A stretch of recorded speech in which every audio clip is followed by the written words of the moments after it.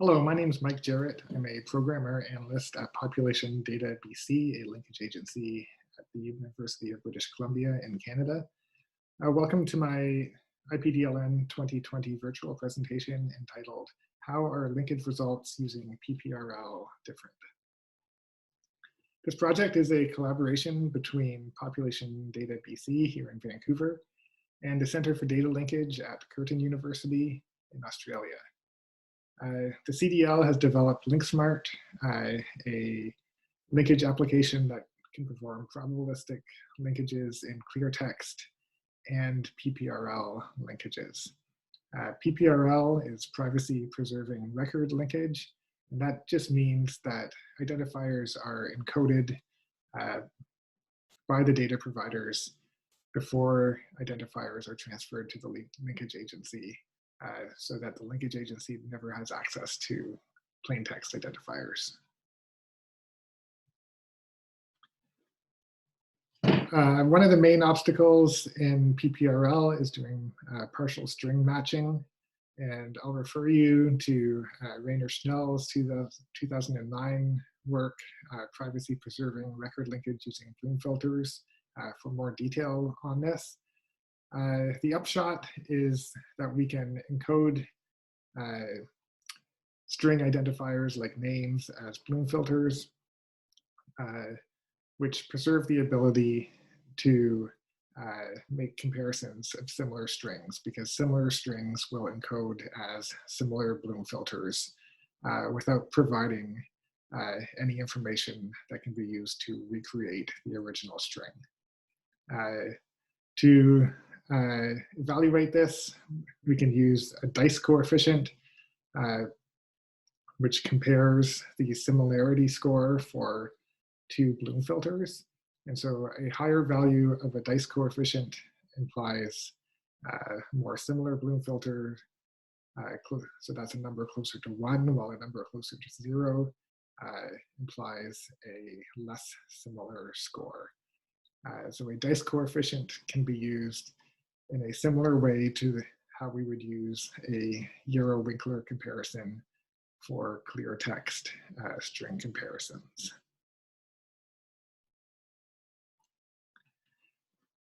I'll give a quick rundown of the LinkSmart PPRL linkage pipeline. First, we use the linkage or LinkSmart simple envelope builder to encode the identifiers. In a production linkage, this would be done by the data provider, but here for evaluation purposes, we're doing that in-house. It's a probabilistic linkage, so weights are determined using an expectation maximization algorithm. Field weights are calculated using either binary comparisons for hashed identifiers like birthday or sex, or with the dice coefficient for strings like names. And we resolve true links by taking the highest weighted candidate link above a given threshold. And the threshold is determined in the expectation maximization step. Just to contrast that with PopData's standard linkage pipeline, weights are determined manually in an iterative process.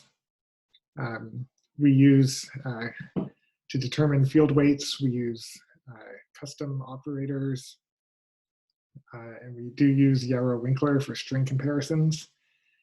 And we resolve true links based on a hybrid probabilistic deterministic process where the analyst determines rules that are informed by the computed field weight.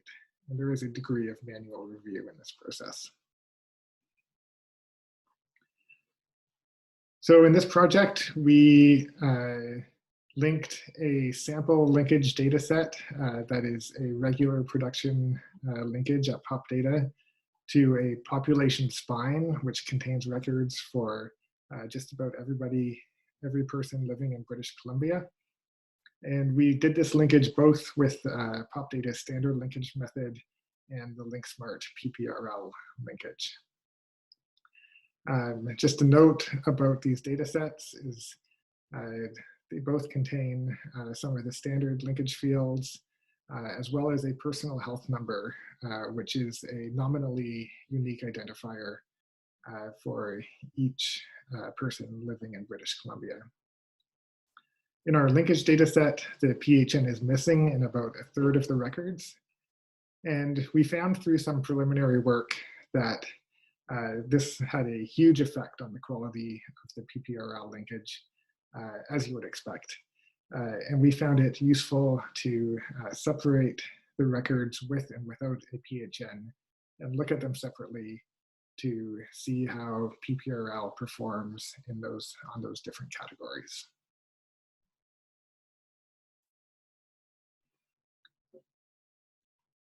So here are the field weights we determined for those categories. And the threshold is set to 11 in both cases.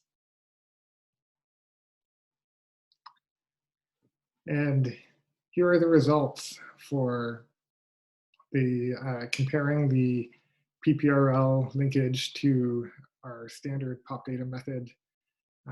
For records that do have PHN, the linkage was extremely accurate with a F measure above 0.99 and over 99% of the linked records linking to the same record in the population spine.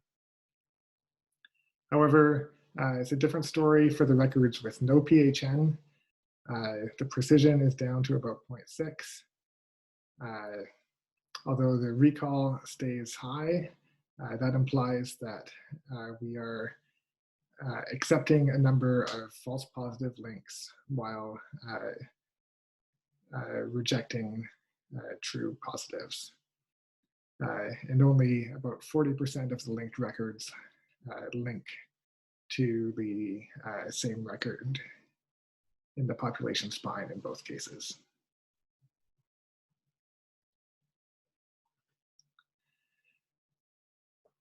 This is obviously heavily dependent on the threshold set. So we wanted to measure that a little bit and tested some different thresholds.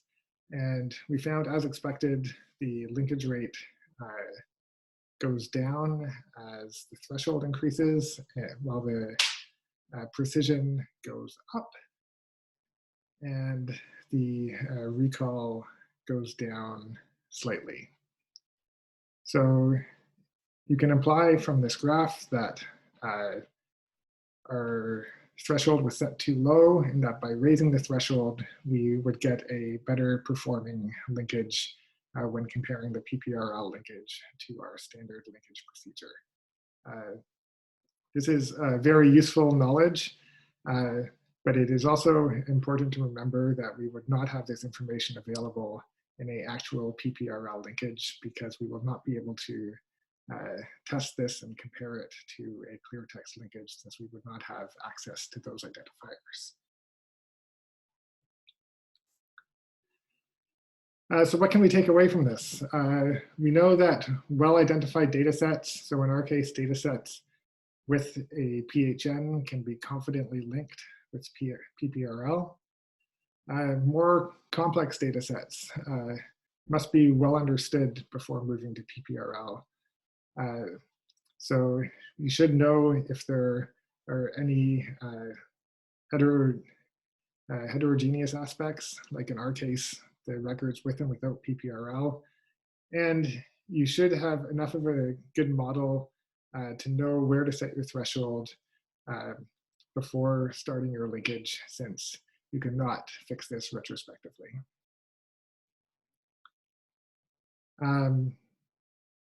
And I also want to refer you to abstract 223, evaluating PPRL versus clear text linkages with real world data, which takes a narrower focus on